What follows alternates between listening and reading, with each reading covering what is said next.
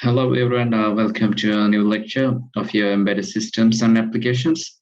So today's discussion is about the analog comparators, which is a very important topic when it comes for microcontrollers. So basically, this lecture is designed to cover these subtopics. The first one is I'm giving a brief introductions to the analog comparators. Uh, or digital comparators, the concept behind the comparator. And then I move into the analog comparator of Atmel AVR microcontrollers. Then I'm discussing analog comparator in Atmega 328P microcontroller and some associated registers in order to control this analog comparator. Finally, I'm going to demonstrate the simple code how to use the analog comparator in Atmega 328P microcontroller. Right, so let's take a look at what is comparator. Comparator is very much similar to op-amp, but there's a slight differences inside architecture regarding the stability, but other than that, they are very much similar. Okay, so the comparator is a high gain amplifier, like simple is very much similar to an op-amp. As you can see, it has a non-inverting input and inverting input, and the gain is, you can consider it as an infinite gain. Right, so the comparator can switch between the high and low states. For example, now you need to have some kind of a positive supply and negative supply. Most of the time we can connect this to the ground in this kind of applications, not like in op-amp. So you need to have plus and ground supply. Ground refers 0 voltage and plus refers VCC. Typically it is 5 volt. Or you could go for 3.3 or any other DC voltage level, considering the data sheet specifications. Now, the difference, the operating principle is like this, right? So it can switch either two conditions, either high refers to VCC and the low refers to the ground. So when this, the non-inverting input, this one, is higher than the inverting one, so this has a highest potential than the inverting one, so the output will be high. Right, so always you need to have a high voltage in the non-inverting input compared to the inverting input in order to take up a high output from the comparator. So when this non-inverting input is lower than the inverting input, in this case, the output will be low. So it is comparing these two inputs. So when this one is higher compared to this, the output is high. When this one is lower compared to this, the output will be 0. So the comparator basically switches between the VCC and ground, depending on the supply voltages to its input terminals. Right. So the Atmega 328P has a two input pins for its comparator. So it has a single comparator, it's an analog comparator, comparing the voltage levels. So this assigned for pin number 12 and 14. So it is referred as AINO, analog input 0, and analog input 1, which is pin number 13. So when you're using these two pins, so it is acting as the inputs to this comparator. So the power supply to the comparator is given inside. You can enable the power supply to the comparator. If you can disable the comparator by using this ACD bit in a particular register. I will discuss in soon. So when you switch this by enabling this bit, the comparator get the power. So depending on the voltage level, the output of this comparator will be changed. So the positive pin is ANIO0, which is pin number 12, and this negative pin is pin number 13. So this is pin number 12 and this is pin number 13. So you can provide any voltage between 0 to 5 and 0 to 5 here. So depending on that, you can take the output level, whether it's high or low. So without using the comparator, the same job can be done. For example, now if you want to compare two analog signals, like let's say this is a signal, there's a signal, this is AINO 0, and you have another signal which is going like this, this AINO AIN1. Right, so without using the comparator, you can also do the ADC like we have explained it. So you can use couple these signals to any of these ADC pins, and you can convert to a digital value. Then you can compare it using any symbols in the math operations to see these voltage levels, right? But the thing is, like when you convert to a digital signal using ADC, it takes some time. Like you have learned already, it takes 13 microseconds to 13 clock cycles to process the ADC operation. So, and for example, now this voltage, it takes 13 clock cycles. And this one again takes 13 clock cycles, because you cannot simultaneously sample the two ADC channels. So first you have to sample this one and wait until it is finished. So it takes 13 clock cycles.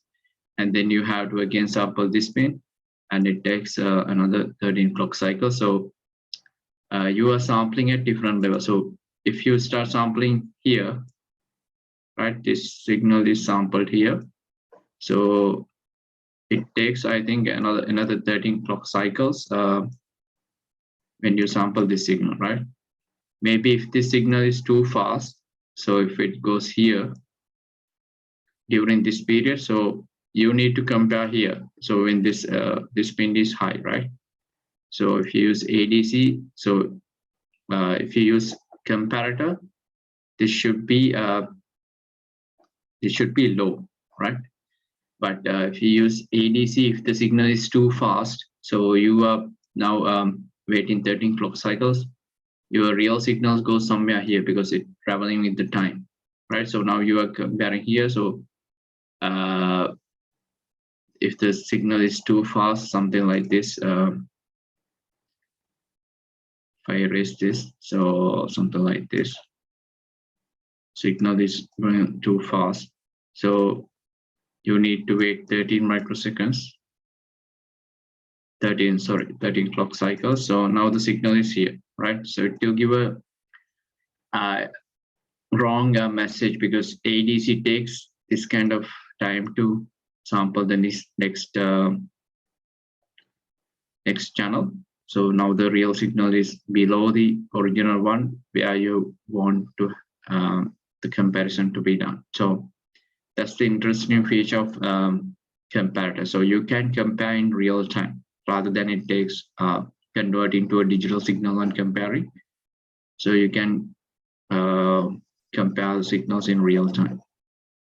And also you can reduce the programming space, because you have to, if you use ADC, you have to write codes to ADC compare, and the ADC takes some power, and so it takes more space in the memory.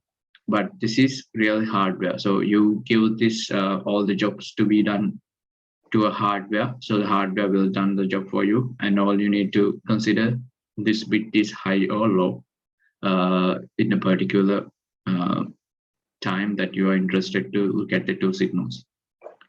Okay, that's the interesting feature of having comparators and comparators in microcontrollers rather than using ADC to do all the jobs. Right, so the analog comparator inside the Atmel 328P looks like this. So you have ANIO0, this is a positive input to the comparator, and ANI1 is to the negative supply to the comparator. So these two are available to the outside world, right? So these pins and everything is inside internal to the microchip. So you can select this ANI or to a reference voltage if you like to compare it with a different signal. Like, let's say you want to compare this input signal with the time, and you want to compare it to with respect to a voltage level, reference voltage. So band gap reference is typically 1.1 volt. So if you want to compare this signal with respect to 1.1, so rather than having external signal here, so you can use a band gap reference, right? So it is acting as a threshold level for this comparator. Other than that, if you're having a two real signals, if you want to compare these things, then you can use ANI1. But the band gap reference is also available if you want to compare with reference to a threshold. Other than that, if you want to have different voltages other than 1.1, you can simply couple in another voltage reference, like a voltage reference IC. Let's say you want to compare it, 1.1 is too small, like you want to have 2.5 volt. So you can couple 2.5 volt voltage reference to this pin.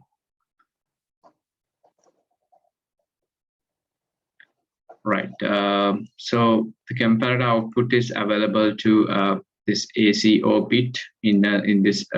There's a register to check this bit is high or low. That's how you're going to check whether the comparator is comparator output is high or low. And also you can have some interrupt routine for this comparator.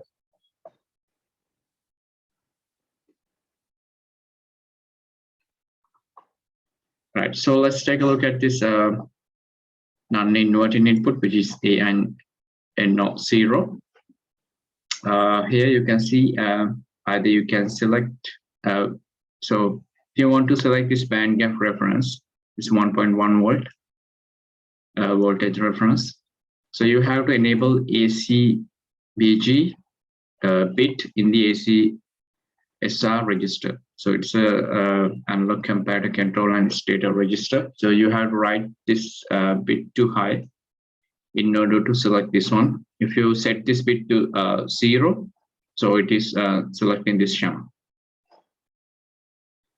That's how you select whether there is a band gap reference or this AIN 0 pin to the non-inverting input of the comparator.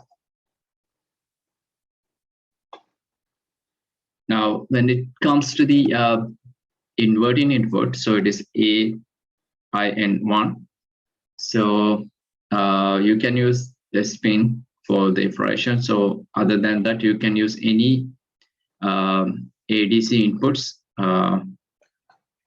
to this operation, right? For example, now you can see this ADC 0, 1, 2, 3, 4, 5 ADC pins. So any pin can be used as the input to the analog comparator other than this one, right? So you can either use this one or you can disable this one and use any of the pins, right?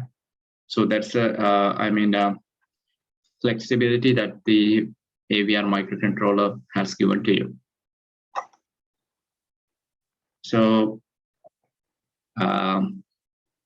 even though ADC 7 to 0 is there, so we can only use ADC 5 to 0 because there's no ADC 7 and 6 in the Atmega microcontroller 3 to 8P. So if you want to select from 0 to 5, so you have to use the ADC multiplexer, which we have already covered in the lecture number 5. So if you want to use any ADC channel other than when disable this, and if you want to have this one, so first you have to enable this ACME bit in ADSRB register. So then it will allow this this to count the signal from this path rather than using this one. So if this ACM is cleared, so it is using this pin. So if you want to see more details, you can use the datasheet of this Atmega 328P microcontroller. So the channel selection and everything is done using the AD MUX register in ADC SRA register. Based on that, you can select the ADC channel that you want to have here. That's how the flexibility is given to select this non-inverting input of the comparator. So there are three registers associated with the analog comparator. The first one is ADC SRP, which we already use in for ADC, and ACSR, analog comparator control and stator register, and finally the IDRI, digital input disable register 1. Okay, so ADC SRP is very much familiar to you, which we have already covered in ADC in the last lecture. So let's take a look at this bit number 6. So that is analog comparator multiplexer enable. So if you want to use any ADC channel to the non-inverting, for the inverting input, you have to enable this one, right? So when this bit is written logic 1, the ADC switch off. So the ADC is disabled. Now you can't use that any of the channel you select for the analog comparator for ADC operation. And ADEN, like the enable of this analog to digital converter in ADSR is 0.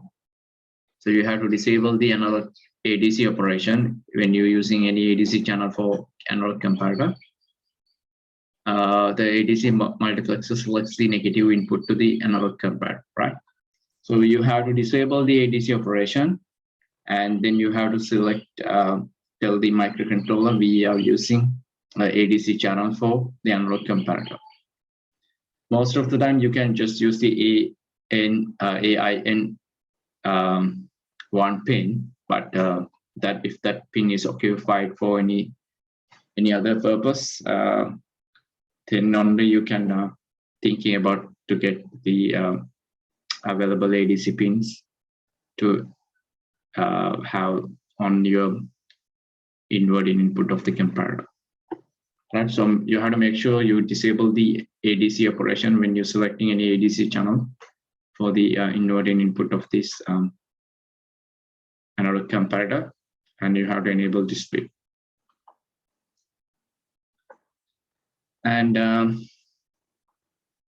so the other register is ACSR, analog comparator control status register. So like I mentioned, so power to this comparator can be enabled or disabled. By default, it is disabled. So in order to save the power, so if you don't use, you can disable it. So then you can save the power. So origin it is 0. So if you want to enable this, you have to write this bit to logic 1. So then you can enable this analog comparator. And if you want to select this band gap reference to the non-inverting input, you have to enable this pin. Otherwise, by default, it is 0, which means it is coupled to the AIN 0 pin of the microcontroller. ACO is the output of the analog comparator. It is either high or low, depending on the input level. And ACI is the analog comparator interrupt flag. So you can enable the interrupts on this analog comparator. For example, now let's say you have this comparator. So if you're having two signals, right? So this signal is high and this signal is low from here. Earlier it was high and low. So here, like it will jump from 0 to high, right? At this point. So in that case, so you can enable the interrupt. So it's for the either to go high state or from rising edge, or here also to the low state, or to falling edge, right? So you can enable interrupts using this ACIE. So that is how you compare whether there's an interrupt is generated. But for if you want to use the interrupt, so you have to enable the unlock comparator interrupt using ACIE bit. So if you set this bit, the interrupt is enabled. And this interrupt type can be selected using this two final bits of this one, right? So whether you are interested of toggling, either going up or down, at any stage you can generate an interrupt. Or if the comparator interrupt on falling edge, here also only for falling edges, you generate interrupt, or whether it is a rising edge, you want to have the interrupt, right? So interrupt type can be selected by writing these bits to ACIS1 and ACIS0. Finally, we have this DITR1, digital input disable register. So when you're using for analog comparator these two pins, right? Sometimes if you not using these pins, you can use these pins as digital. So by default, so that there's a digital buffer, so which takes some power. So if you are not using these pins as digital and now you are using it as an analog purposes, so you can disable this digital buffers inside the hardware to save the power, right? So it is always good to have disable these pins by writing logic 1 in order to disable the digital buffers to save the power when you're using the analog comparator.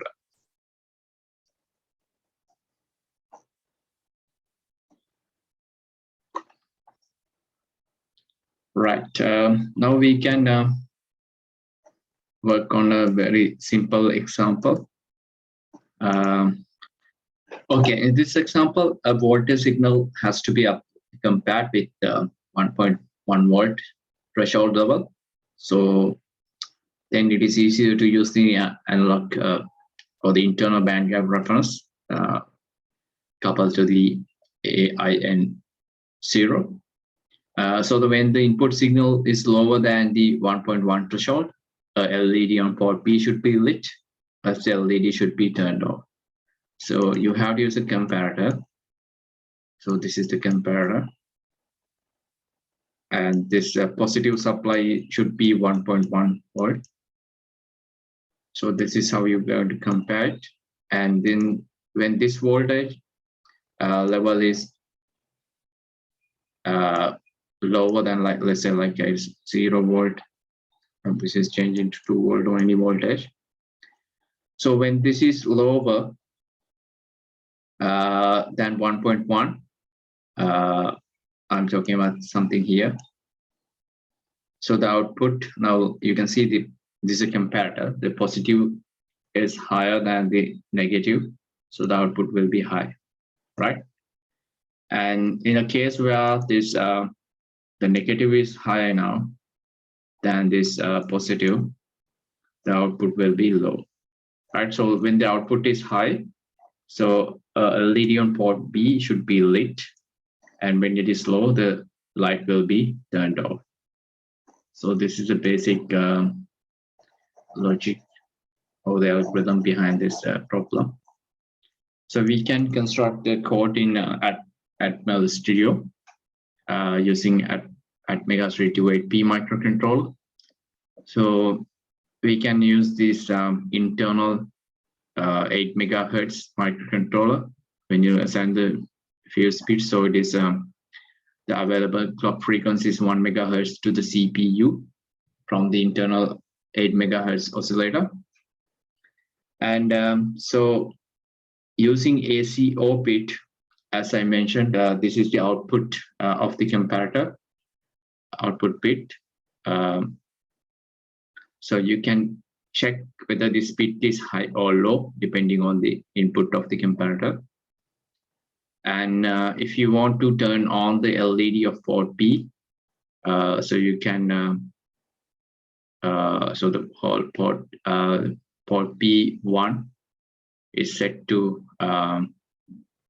high. So bit port P0 is set to high when the LED is on, and port P0 is set to low when the LED is off. So this is the setup function. So by default, ADC is cleared. We are not using that. You don't need to use this one. By default, it is cleared. And so you need to select this band gap reference because it is 1.1 volt available. So this is what I'm talking is ACSR ACT, which is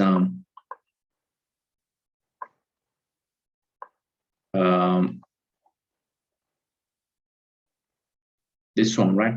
Analog comparator disable.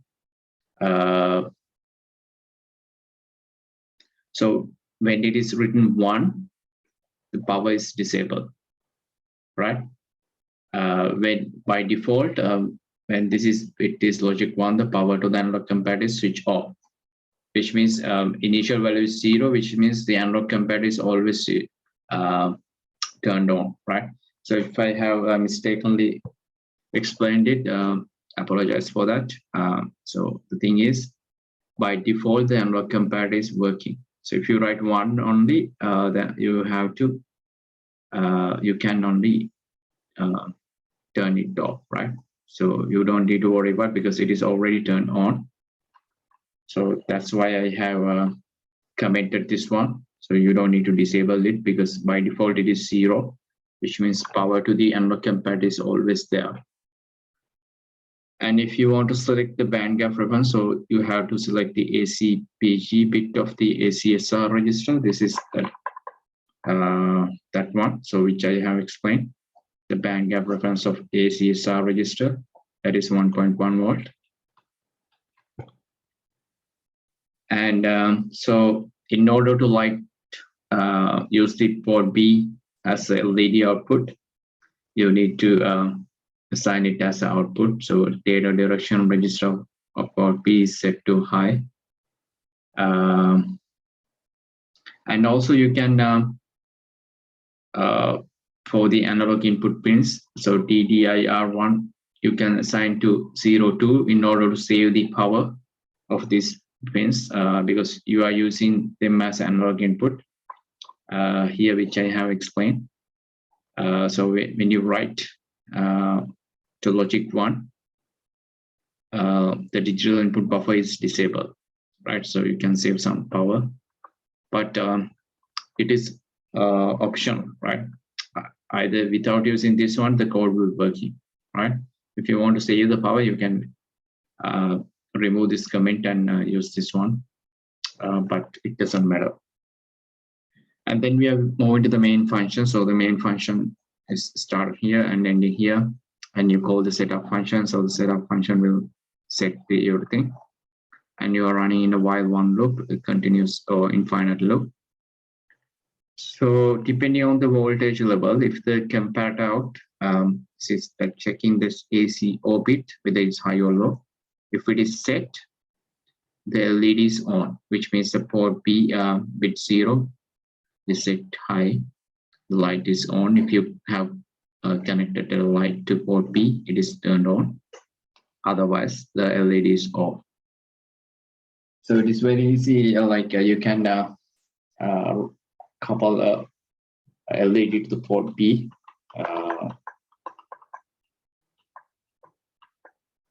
Right. So if you want to test it in a simulation platform or real world, so port B is here.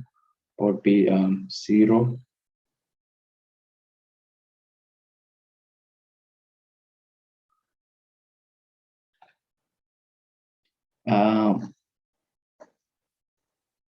Right, here it is that port P0, so you can connect a LED using a resistor to the ground. So this could be 22 ohms resistor, and this is a LED. And you can use this one pin here, right? So this one you can couple to any voltage signal. You can use like a variable like 5 volt and 0 volt. This is a variable resistor. By changing the resistance, you can take this whatever the voltage level, it is changing from 0 to 5 volt, right? So you can couple this to here. So by adjusting this variable resistor, you can change the voltage level. So when this one is, you don't need to couple to anywhere. So it is already internally assigned to 1.1 volt. So when this voltage is lower than this 1.1, so this LED is lit. And when this voltage is higher than 1.1, the LED is off. So this is a hardware setup. You can, when you compile the code, and you can import the hex file to the microcontroller and run it. Then you can see how it's changing, how the LED works by changing the this variable resistor or the variable. So that's a very simple example how to use the analog comparators. There could be more and more interesting examples when it comes to the real world. So different applications require different types of problem solving. Sometimes you need to have two signals comparing. So you can easily change the code that I have explained here. All you need to know is about how this registers behaves and how the particular bits to set are cleared. Then you can edit this code for any purpose. So that's all for this analog comparator lecture. And so I encourage you to try this code by compiling it in Admiral Studio. And if you have a simulation platform, then you can simulate, or if you can build this in a breadboard and you can test it separately. So thank you for joining today's class. I hope this lecture explained you how an analog comparator works. Thank you.